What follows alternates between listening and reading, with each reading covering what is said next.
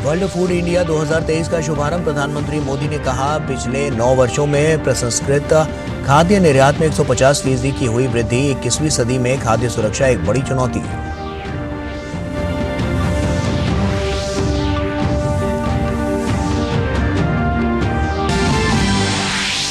दिल्ली और एनसीआर की हवा खराब। पिछले कई दिनों से प्रदूषण का स्तर गंभीर श्रेणी में, कई जगहों पर AQI 500 के पार।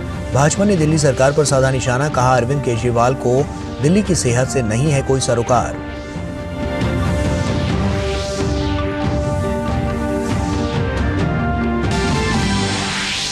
चुनाव प्रचार ने पकड़ा जोर। छत्तीसगढ़ में जारी हुआ भाजपा का संकल्प पत्र। किसानों, महिलाओं समेत दूसरे वर्ग के लिए बड़े वादे। केंद्रीय गृह मंत्री अमित शाह ने भूपेश बघेल को बताया प्रीपेड सीएम। मल्लिकार्जुन खड़गे की अबहानपुर में जनसभा। आईसीसी विश्व कप में अफगानिस्तान ने दर्ज की एक और जीत। नीदरलैंड्स को आसानी से 7 विकेट से हराया। प्रतियोगिता में चौथी जीत के साथ अफगानिस्तान पहुंचा 5वें पायदान पर।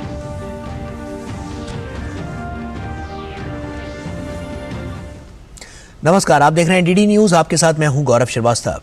प्रधानमंत्री नरेंद्र मोदी ने आज नई दिल्ली स्थित भारत मंडपम में वर्ल्ड फूड इंडिया 2023 कार्यक्रम का उद्घाटन किया। ये वर्ल्ड फूड इंडिया का दूसरा संस्करण है। पीएम ने कहा कि खाद्य प्रसंस्करण उद्योग से जुड़ा ऐसा कोई क्षेत्र नहीं है जिसमें भारत ने अप्रत्याशित वृद्धि न दर्ज की हो।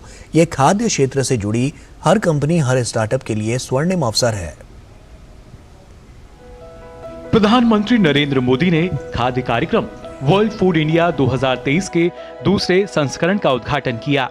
उन्होंने इस मौके पर स्वयं सहायता समूहों को मजबूत करने के उद्देश्य से 1 लाख से अधिक SHG सदस्यों को बीज पूंजी सहायता का वितरण किया। इससे उन्हें बेहतर पैकेजिंग और गुणवत्तापूर्ण विनिर्माण के माध्यम से बाजार में बेहतर मूल्य प्राप्त करने में मदद मिलेगी। सरकार की तरफ से की जा रही इस मदद का सबसे ज्यादा फायदा महिलाओं को होगा, जिनमें खाद्य प्रसंस्करण उद्योग का नेतृत्व करने की स्वाभाविक क्षमता होती है। हम जो फूड वैरायटी देखते हैं, जो फूड डाइवर्सिटी देखते हैं, ये भारतीय महिलाओं की स्किल और नॉलेज का नतीजा है। अचार, पापड़, चीज, मुरब्बा जैसे कितने ही प्रोडक्ट्स के मार्केट को महिलाएं अपने घरों से चलाती रही है। भारत की महिलाओं में फूड प्रोसेसिंग इंडस्ट्री को लीड करने की स्वाभाविक क्षमता है। इसके लिए हर स्तर पर महिलाओं को कुटीर उद्योगों और सेल्फ हेल्प ग्रुप्स को प्रमोट किया जा रहा है। आज इस कार्यक्रम में भी 1 लाख से ज्यादा महिलाओं को, जो विमेन सेल्फ हेल्प ग्रुप चलाती हैं, 1 लाख से ज्यादा महिलाओं को करोड़ों रुपयों की सीड कैपिटल दी गई और मैंने टेक्नोलॉजी के लिए अभी यहां से उसको ऑलरेडी उनके खाते में जमा कर दिया। आज की बदलती हुई दुनिया में 21वीं सदी की सबसे प्रमुख चुनौतियों में से एक खाद्य सुरक्षा भी है। इस लिहाज से वर्ल्ड फूड इंडिया का ये आयोजन और भी अहम हो गया है। पीएम मोदी ने कहा कि स्वाद और तकनीक का ये फ्यूजन एक नए भविष्य को जन्म देगा। इससे एक नई अर्थव्यवस्था को गति मिलेगी। उन्होंने बताया कि पिछले 9 वर्षों में इस क्षेत्र ने FDI में 50,000 करोड़ रुपए को आकर्षित किया है। यह भारत सरकार की उद्योग समर्थक और किसान समर्थक नीतियों का परिणाम है। पिछले 9 वर्षों में हमारे कृषि निर्यात में प्रोसेस्ड फूड का हिस्सा 13 से बढ़कर 23% हो गया है। 13 to 23। 9 सालों में प्रोसेस्ड फूड के एक्सपोर्ट में करीब करीब 150% की वृद्धि हुई है। आज हम $50,000 मिलियन से ज्यादा का एग्रो एक्सपोर्ट करके ग्लोबली 7वें नंबर पर आ गए हैं। फूड प्रोसेसिंग इंडस्ट्री से जुड़ा ऐसा कोई क्षेत्र नहीं है जिसमें भारत ने अप्रत्याशित वृद्धि न दर्ज की हो। भारत में संस्कृति के साथ ही खाद्य विविधता भी है, जो दुनिया के निवेशकों के लिए एक लाभांश की तरह है। भारतीयों का खान-पान पूरी तरह से प्रकृति के नियमों पर आधारित है, जो इसे अन्य देशों के मुकाबले विशिष्ट बनाता है। पीएम ने परंपरा के मुताबिक श्री अन्न को अपनाने पर तो जोर दिया ही, साथ ही कहा कि इसे लेकर पूरे विश्व में जागरूकता आई है। उन्होंने ऐसे उत्पादों को तैयार करने पर जोर दिया जिससे खाने की बर्बादी को रोका जा सके। हम देश में 10 करोड़ से ज्यादा बच्चों को, गर्ल्स और प्रेग्नेंट विमेन को पोषक आहार उपलब्ध कराते हैं। अब समय है कि हम खाद्य वितरण कार्यक्रम को डाइवर्सिफाइड फूड बास्केट की दिशा में ले जाएं। इसी तरह हमें पोस्ट हार्वेस्ट लॉसेस को और कम करना होगा। पैकेजिंग में और बेहतर टेक्नोलॉजी लाने के लिए काम करना होगा। सस्टेनेबल लाइफस्टाइल के लिए फूड वेस्टेज को भी रोकना एक बड़ी चुनौती है। हमारे प्रोडक्ट्स ऐसे होने चाहिए जिनसे वेस्टेज रुके। 3 से 5 नवंबर तक आयोजित वर्ल्ड फूड इंडिया 2023 कार्यक्रम का उद्देश्य भारत को दुनिया की खाद्य टोकरी के रूप में प्रदर्शित करना और इस साल को अंतर्राष्ट्रीय मोटा अनाज वर्ष के रूप में मनाना भी है। यह कार्यक्रम सरकारी निकायों, उद्योगों के पेशेवरों, किसानों, उद्यमियों और अन्य हितधारकों को चर्चा में शामिल होने, साझेदारी स्थापित करने और कृषि खाद्य क्षेत्र में निवेश के अवसरों का पता लगाने के लिए एक नेटवर्किंग और व्यापार मंच प्रदान कर रहा है। इसमें 80 से अधिक देशों के 1200 से अधिक विदेशी खरीदार शामिल हुए हैं। इसके साथ ही इसमें एक रिवर्स बायर सेलर मीट की भी सुविधा रखी गई है। ब्यूरो इनपुट के साथ शैलेंद्र मिश्र की रिपोर्ट, डीडी न्यूज। और दिल्ली एनसीआर में आज भी वायु प्रदूषण का स्तर बहुत खराब रहा। इस मुद्दे पर जमकर राजनीति भी हो रही है कि आखिर इस समस्या के लिए जिम्मेदार कौन है। ग्रैब 3 की पाबंदियां भी खराब हवा के स्तर को ठीक नहीं कर पा रही हैं। हवा इतनी खराब है कि दिल्ली को इन दिनों गैस चैम्बर कहा जा रहा है, जो लोगों के स्वास्थ्य के लिए बहुत खतरनाक है। दिल्ली के उपराज्यपाल ने भी प्रदूषण के मुद्दे पर एक बैठक की है। दिल्ली और एनसीआर की फिजा में छाई धुंध की मोटी चादर। पिछले कई दिनों से यही हाल है। लोग जहरीली होती हवा में सांस लेने के लिए मजबूर हैं। जाहिर है कि इसका खमियाजा भी उन्हें भुगतना पड़ रहा है। दिल्ली में वायु गुणवत्ता पिछले कई दिनों से बेहद खराब श्रेणी में बनी हुई है। शुक्रवार को कई इलाकों में AQI 500 के पास पहुंच गया। एयर क्वालिटी प्रबंधन दिल्ली की ओर से आई जानकारी के मुताबिक प्रदेश की हवा बायोमास यानी पराली जलाने की वजह से खराब हुई है। प्रबंधन के मुताबिक PM 2.5 में बायोमास का 35.5% हिस्सा प्रदूषण में शामिल है। दिल्ली सरकार प्रदूषण की समस्या से निपटने के लिए बार बार कड़े और बड़े कदम उठाने का दावा कर रही है, लेकिन नतीजा दुनिया के सामने है। भाजपा केजरीवाल सरकार पर हमलावर है। भाजपा का आरोप है कि केजरीवाल भ्रष्टाचार में व्यस्त हैं। उन्हें दिल्ली के लोगों की सेहत से कोई सरोकार नहीं है। ये प्रदूषण आम जनता के लिए खतरनाक है, लेकिन इन सबसे ज्यादा खतरनाक कोई है तो वो व्यक्ति है अरविंद केजरीवाल। और आपने कोई ठोस कदम नहीं उठाया। हालात को देखते हुए दिल्ली में ग्रैब का तीसरा चरण लागू कर दिया गया है, यानी अब आवश्यक सरकारी परियोजनाओं को छोड़कर निर्माण और ध्वस्तीकरण कार्य पूरी तरह से बंद रहेंगे। BS3 मानकों वाले पेट्रोल और BS4 मानकों वाले डीजल वाहन पर पूर्ण प्रतिबंध लगा दिया गया है। साथ ही प्राइमरी स्कूलों को शनिवार तक बंद कर दिया गया है। दिल्ली मेट्रो ने अपने फेरे बढ़ा दिए हैं। ऐसी स्थिति में भी दिल्ली सरकार दूसरे राज्यों पर इसकी जिम्मेदारी डालकर पल्ला झाड़ने की कोशिश में लगी है। लेकिन भाजपा पूछ रही है कि दिल्ली को गैस चैम्बर किसने बनाया। दिल्ली के लोगों से हमारी अपील है कि 60 ट्रिप एक्स्ट्रा कर दी गई है मेट्रो की। साथ ही साथ 2400 जो है वो ट्रिप जो है वो बसों की बढ़ा दी गई है। तो आप सबसे निवेदन है कि आप जहां जरूरी ना हो तो आप पब्लिक ट्रांसपोर्ट का उपयोग करें। जैसी मजबूरी हो चुकी है दिल्ली वासियों की कि वो एक गैस चेंबर में रह रहे हैं, और इस गैस चेंबर को बनाने में अरविंद केजरीवाल जी की सरकार पूर्ण तरीके से जिम्मेदार है। वहीं उत्तर प्रदेश के मुख्यमंत्री योगी आदित्यनाथ ने पंजाब में पराली जलाने के बढ़ते मामलों को बड़ा कारण बताते हुए कहा कि राज्य सरकार पराली प्रबंधन में पूरी तरह से विफल साबित हुई है। नासा की सैटेलाइट इमेजेस क्या बता रही है? कहां पराली जल रही है, कहां पे औद्योगिक पॉल्यूशन के कारण ये समस्या खड़ी हुई है। पंजाब के ऊपर पूरी तरह रेड कलर से रंगा हुआ था। दिल्ली और एनसीआर का हाल नहीं है। बल्कि देश के कई अन्य शहरों में भी हालात कुछ ऐसे ही हैं। 401 से 500 के बीच AQI स्तर को खतरनाक माना जाता है, जबकि 301 से 400 के बीच का स्तर गंभीर होता है।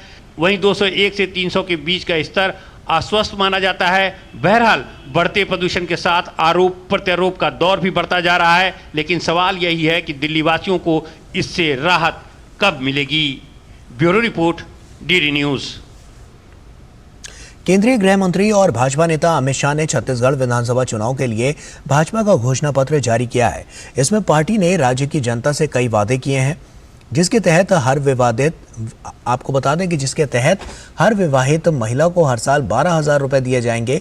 18 लाख PM आवास योजना का घर, तेंदुपत्ता 5500 रुपए प्रति मानक बोरा में खरीदी, अतिरिक्त संग्रह करने वाले 4500 रुपए बोनस, आयुष्मान भारत योजना, इसके साथ 10 लाख रुपए तक हेल्थ स्कीम दी जाएगी। 500 नए जन औषधि केंद्र खोलेंगे, सस्ती दवाई भी मिलेगी। PSC में घोटाला नहीं होगा और जिन्होंने घोटाला किया वो अब ना सोएं, उनके खिलाफ कार्रवाई की जाएगी। दिल्ली की NCR की तर्ज पर HCR बनाया जाएगा। रायपुर, दुर्ग, भिलाई को मिलाकर बनाया जाएगा। गैस कनेक्शन दिया जाएगा 500 रुपए में और कॉलेज स्टूडेंट को बस की सुविधा दी जाएगी। भाजपा के शासनकाल में छत्तीसगढ़ का संपूर्ण विकास हुआ। उन्होंने भूपेश बघेल सरकार को घोटालों की सरकार करार दिया। 2000 करोड़ का शराब घोटाला हुआ, 540 करोड़ का कोयले के परिवहन का घोटाला हुआ, प्रधानमंत्री अन्न योजना में कोरोना के समय में हजारों करोड़ का घोटाला किया। और मैंने मेरे सार्वजनिक जीवन में कभी भी देश भर में कहीं पर भी और आज भी होने के बाद भी गोबर में कोई घोटाला कर सकता है ऐसी सक्षमता नहीं दिखी है। यहां पर गाय के गोबर में भी घोटाला करने का काम इन्होंने किया। और वहीं शुक्रवार को राष्ट्रपति द्रौपदी मुर्मू ने दिल्ली में आयोजित राष्ट्रीय स्तर की कला प्रदर्शनी silent conversation from margin to centre का उद्घाटन किया। समारोह में राष्ट्रपति द्रौपदी मुर्मू ने कहा कि जैव विविधता के संरक्षण के लिए समाज और सरकार को मिलकर काम करते रहना चाहिए और इसके साथ ही राष्ट्रपति ने आदिवासियों के कल्याण के लिए सरकार के प्रयासों की सराहना की। पूरे देश में जनजातीय समुदाय और जनजातीय क्षेत्रों के समग्र और समुचित विकास के लिए प्रधानमंत्री वनबंधु कल्याण योजना कार्यान्वित है, जिसमें शिक्षा के साथ साथ आजीविका और क्षमता निर्माण पर भी ध्यान दिया गया है। पिछले 10 वर्षों में जनजातीय कार्य मंत्रालय का बजट लगभग 3 गुना तक बढ़ा दिया गया है। ये जनजातीय समाज और उनके विकास के प्रति सरकार की प्रतिबद्धता को दर्शाता है। भारत के परंपरागत एवं जनजातीय ज्ञान को संरक्षित रखने के लिए सरकार ने CSIR के साथ मिलकर ट्रेडिशनल नॉलेज डिजिटल लाइब्रेरी का निर्माण भी किया है। और केंद्रीय वित्त मंत्री निर्मला सीतारमण ने आज श्रीलंका के जाफना में भारतीय स्टेट बैंक की दूसरी शाखा का उद्घाटन किया। उद्घाटन के दौरान श्रीलंका के उत्तरी प्रांत की गवर्नर PSM चार्ल्स के अलावा श्रीलंका में भारत के उच्चायुक्त गोपाल बागले और SBI के चेयरमैन दिनेश खारा भी उपस्थित थे। निर्मला सीतारमण श्रीलंका की अपनी आधिकारिक यात्रा पर हैं। केंद्रीय विज्ञान और प्रौद्योगिकी राज्य मंत्री डॉक्टर जितेंद्र सिंह ने ग्लोबल बायो इंडिया 2023 के कर्टेन रेजर कार्यक्रम को संबोधित किया। उन्होंने कहा कि भारत में बायोटेक्नोलॉजी पर पहले उतना ध्यान नहीं दिया जाता था, लेकिन कोविड के दौरान वैक्सीन बनाने के प्रयासों ने और मैत्री मिशन की वजह से बायोटेक्नोलॉजी को अलग पहचान मिली। This vaccine has been a tremendous hard work, diligence, demonstration of expertise, and it has also brought out the virtues of synergized working. Doing the clinical applications of it, we had the civil servants monitoring it, the cabinet secretary holding a meeting, and we had the prime minister every week taking a review. And I think for the first time through vaccine, it got demonstrated that we had the capability. What was the strength of this kind of a working or this kind of work culture? And then of course Mission Maitri is something, gifting this to 100 countries across the world gave enough visibility to biotechnology. Bharat मानक bureau ने दिल्ली में zero defect zero effect विषय को लेकर G20 मानक संवाद का आयोजन किया। इस कार्यक्रम में G20 सदस्य देशों के प्रतिनिधियों ने भी भाग लिया। इस अवसर पर केंद्रीय खाद्य एवं उपभोक्ता मामलों के मंत्री पीयूष गोयल ने कहा कि वस्तुओं और सेवाओं की उच्च गुणवत्ता वाले प्रावधानों को लेकर आगे बढ़ना होगा ताकि दुनिया के देश भारत के लिए बड़ा उपभोक्ता बन सकें। उन्होंने कहा कि भविष्य में भारत की पहचान उच्च गुणवत्ता उत्पादों के लिए होगी। We ensure that we progress towards adoption of world-class standards, particularly in the less developed and developing countries also, possibly in a calibrated, in a graded manner, but certainly with a collective commitment to achieve high-quality provision of goods and services for the people of the world. और वहीं विदेश मंत्री Ajay Shankar Italy के दौरे पर हैं। उन्होंने शुक्रवार को सोशल मीडिया प्लेटफॉर्म एक्स पर तस्वीरें शेयर कर कहा कि इटली के प्रमुख थिंक टैंक के साथ आज एक सार्थक चर्चा हुई। इस चर्चा का एजेंडा G20 और ग्लोबल साउथ से लेकर पश्चिम Asia, Indo Pacific, strategic Europe और बदलती वैश्विक व्यवस्था तक रहा। राज्यों में इनोवेशन को बढ़ावा देने के लिए नीति आयोग 6 नवंबर को सभी राज्यों को एक मंच पर लाने जा रहा है। इसमें विभिन्न राज्यों की इनोवेशन पॉलिसीज पर चर्चा की जाएगी। नीति आयोग का प्रयास है कि भारत को ग्लोबल इनोवेशन इंडेक्स में कम से कम 10 पायदान की बढ़त दी जाए। इस मौके पर डीडी न्यूज संवाददाता अजय मिश्रा ने बात की अटल इनोवेशन मिशन के मिशन डायरेक्टर चिंतन वैष्णव से। देखिए। भारत को विकसित राष्ट्र बनाने के लिए इनोवेशन एक बहुत ही इम्पॉर्टेंट फैक्टर है और इसी पर लगातार सरकार का फोकस है। स्टार्टअप्स को लेकर के, इनोवेशन सिस्टम्स को लेकर के अलग अलग स्टेट्स में क्या कुछ हो रहा है वो समझना भी बहुत जरूरी है और यह भी ज़रूरी है कि वो स्टेट्स आपस में बेस्ट प्रैक्टिसेस को लेकर के बातचीत करें। मेरे साथ इस वक्त बहुत ही खास मेहमान हैं चिंतन वैष्णव जी, जो कि मिशन डायरेक्टर हैं अटल इनोवेशन मिशन नीति आयोग में। वो इस पहल को और आगे लेकर के जा रहे हैं। बहुत धन्यवाद सर। ये जो आप करने जा रहे हैं स्टेट्स के साथ में इनोवेशन को और प्रमोट करने के लिए, वो पूरा फोकस क्या है? जी देखिए, अगर आप बिग पिक्चर ले लें तो पिछले 6 सालों में इंडिया ग्लोबल इनोवेशन इंडेक्स पे 81वें स्थान से 40वें स्थान पे पहुंच गया है। अगर आपको टॉप 25 देशों में जाना है अगले कुछ सालों में, तो ये स्टेट्स और यूनियन टेरिटरीज़ को इस मूवमेंट में पूरी तरह जुटे बिना ये काम हो नहीं सकता है। तो ये एक जो बिग पिक्चर है। अभी इसमें नीति आयोग जो कोऑपरेटिव एंड कम्पेटिटिव फेडरलिज्म के डायमेंशन पे काम करता है, उसमें एक महत्वपूर्ण अंग आप मान लीजिए ऑलमोस्ट 50% ऑफ नीति आयोग्स एफर्ट ये स्टेट फेसिंग है। तो इसके अंतर्गत कई वर्कशॉप्स मीटिंग्स हो रही हैं अलग अलग विषयों पे, जिसमें स्टेट्स और यूनियन टेरिटरीज जुड़ रहे हैं। ऐसा ही एक वर्कशॉप अगले हफ्ते नवंबर 6 से 8 तक बेंगलोर में हम कर रहे हैं, जहां सारे स्टेट्स और यूनियन टेरिटरीज़ के गवर्नमेंट के ऑफिशियल्स जो उनकी इनोवेशन इकोसिस्टम बनाने में जुटे हुए हैं, ये लोग वहां आएंगे और अगले कुछ सालों की स्ट्रैटेजी पे बातचीत करेंगे और बनाएंगे। तो अभी हम थर्ड लार्जेस्ट स्टार्टअप इकोसिस्टम है पूरी दुनिया में। आपको लगता है कि अगर स्टेट सारे एक साथ कदम ताल करें, एक ही दिशा में सोचें, प्रॉब्लम्स को आइडेंटिफाई करके उनका एक टेक्नोलॉजिकल सोल्यूशन लार्ज स्केल पे लेकर के जाएं, अगले 5 साल में आप भारत के स्टार्टअप इकोसिस्टम को कहाँ देखते हैं? जी, ये पहली तो ये बात मैंने पहले जैसे कहा कि स्टेट्स और यूटीज़ के जुटे बिना ये होगा नहीं।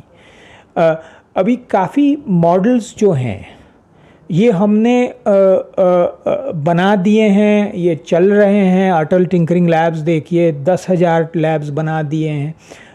इंक्यूबेशन सेंटर्स भारत में 800 से ऊपर हैं। ये कैसे बनाने, इनको कैसे चलाना, ये सारी चीज़ें हमें पता है। इसको अभी हमें रेप्लिकेट करनी है। और स्टेट्स और यूनियन टेरिटरी की ज़रूरतों के मुताबिक इसको रेप्लिकेट करनी है। तो ये काम जो है ये करने के लिए कुछ स्टेट्स जो हैं वो काफ़ी एडवांस स्टेज में हैं। इन्होंने अपनी इकोसिस्टम्स की इनके स्ट्रैटेजी है, बहुत ज़्यादा रिसोर्सेज डाल चुके हैं। बाकी के कई सारे स्टेट्स हैं जो ये काम में वो अर्ली स्टेज पे हैं।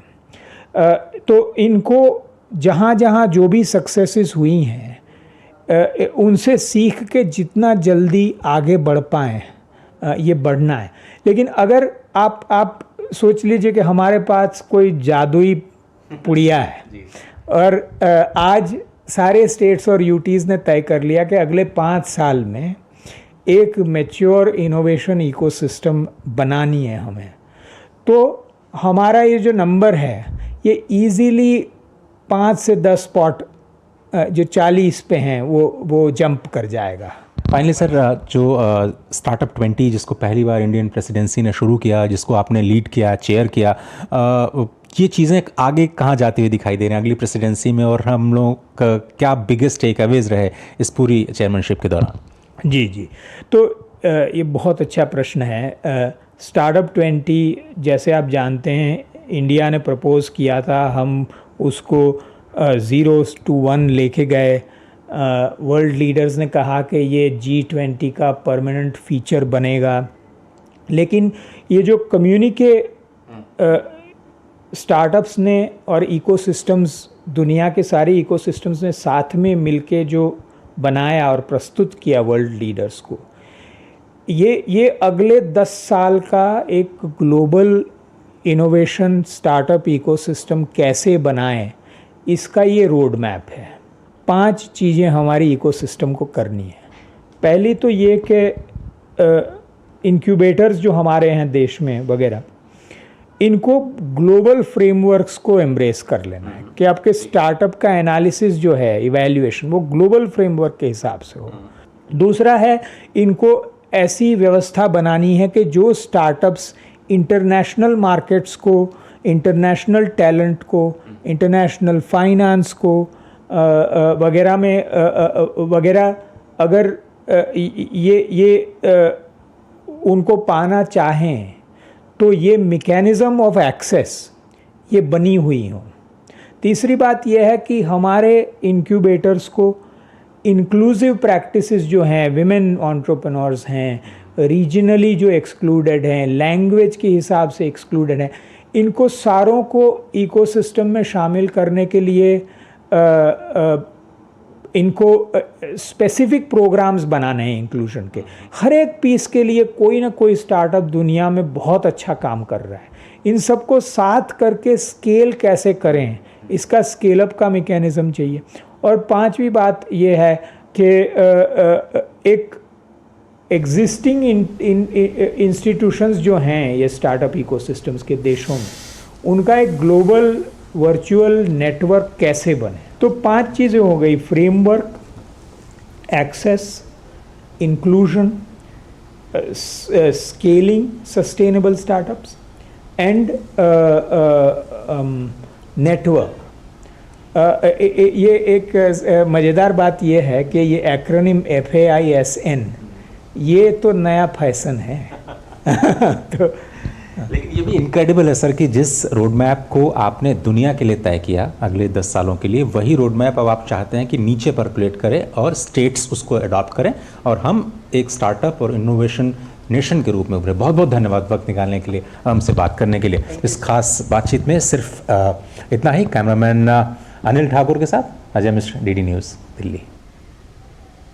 राजधानी लखनऊ में इंडियन बैंक के द्वारा पेंशन भोगियों के लिए शहर में 5 जगहों पर जीवन प्रमाण पत्र सत्यापित करने का काम किया जा रहा है। यही नहीं, बैंक बुजुर्ग और बीमार लोगों के घरों में जाकर उनका जीवन प्रमाण पत्र दाखिल कराने की सुविधा भी प्रदान कर रहा है। नवंबर माह में सभी पेंशन भोगियों को जीवन प्रमाण पत्र दाखिल करने के लिए बैंक या संबंधित ट्रेजरी कार्यालय पर जाना पड़ता है। सरकार के द्वारा इस प्रक्रिया को आसान बनाने के लिए इस बार डिजिटल तकनीक का सहारा लिया जा रहा है। विभाग ने डेटाबेस पर आधारित फेस ऑथेंटिकेशन तकनीक प्रणाली विकसित करने के लिए MEITY और UIDAI के साथ काम किया है, जिससे किसी भी एंड्रॉयड स्मार्टफोन से अब जीवन प्रमाण पत्र दाखिल करना संभव हो गया है। तकनीक के प्रयोग से अब लंबी लंबी लाइनों से पेंशन भोगियों को मुक्ति मिल रही है। बैंक में पेंशन भोगियों के लिए अलग से डेस्क की स्थापना भी की गई है। बैंक कर्मी बैंक में आए हुए पेंशन भोगियों को सुविधाजनक तरीके से जीवन प्रमाण पत्र दाखिल करवाने का काम निरंतर कर रहे हैं। पिछले साल 37 सेंटर पे ये ऐसे कैंप्स लगाए थे। इस बार हम लोगों ने 100 सिटीज़ 500 सेंटर्स में ये लीड लिया है कि इसका प्रचार करें। हम सभी लोग समय से किसी भी पेंशनर्स को ये सुविधा दे सकते हैं और उसकी पेंशन में कोई रुकावट नहीं आए। और आइए अब देखते हैं फटाफट अंदाज में कुछ अन्य महत्वपूर्ण खबरें। उपराष्ट्रपति जगदीप धनखड़ से राजस्थान के सीकर जिले के मोदी विश्वविद्यालय के छात्राओं ने आज उपराष्ट्रपति जगदीप धनखड़ से मुलाकात की। उपराष्ट्रपति ने छात्राओं के साथ अपने अनुभवों को साझा करते हुए महिला आरक्षण बिल के संसद के दोनों सदनों से पास किए जाने को ऐतिहासिक बताया। भारत के 8 दिवसीय दौरे पर भूटान नरेश जिग्मे खेसर नामग्याल वांगचुक आज गुवाहाटी पहुंचे। अपनी यात्रा के दौरान भूटान नरेश प्रधानमंत्री नरेंद्र मोदी, विदेश मंत्री और केंद्र सरकार के वरिष्ठ अधिकारियों से मुलाकात करेंगे। आम आदमी पार्टी के राज्यसभा सांसद राघव चड्ढा राज्यसभा सभापति से बिना शर्त माफी मांगने के लिए तैयार है। राघव चड्ढा ने कहा कि उनका मकसद किसी तरह सदन की गरिमा कम करने का नहीं था। कोर्ट ने राघव चड्ढा से कहा कि वो राज्यसभा सभापति से मिले और उनसे बिना शर्त माफी मांगे। त्योहारों के सीजन में प्याज की कीमतों को स्थिर करने के लिए सरकार ने इस महीने खुदरा बाजार में 1 लाख टन प्याज लाने का फैसला किया है। नोएडा में एक रेव पार्टी में कथित तौर पर सांप के जहर की आपूर्ति करने के मामले में यूट्यूबर और बिग बॉस विजेता एल्विश यादव सहित 6 लोगों के खिलाफ FIR दर्ज की गई है। गुजरात में व्यापार और निवेश अवसरों की अपार संभावनाओं को प्रदर्शित करने के लिए गुजरात सरकार ने दुबई में vibrant Gujarat international road show की मेजबानी की। और खेल की खबरों में ICC विश्व कप में अफगानिस्तान ने अपने शानदार खेल को जारी रखते हुए नीदरलैंड्स को 7 विकेट से हरा दिया है। जीत के लिए 180 रनों के लक्ष्य को अफगानिस्तान ने 32वें ओवर में 3 विकेट खोकर हासिल कर लिया। प्रतियोगिता में अफगानिस्तान की ये चौथी जीत है। अफगानिस्तान के लिए हशमतुल्लाह शहीदी और रहमत शाह ने अर्धशतकीय पारी खेली। रहमत ने 52 रनों का योगदान दिया, वहीं हशमतुल्लाह शहीदी ने नाबाद 56 रनों की पारी खेली। अजमतुल्लाह ओमरजाई ने नाबाद 31 रन बनाए। और इसी के साथ फिलहाल इतना ही, हमें दीजिए इजाजत। नमस्कार।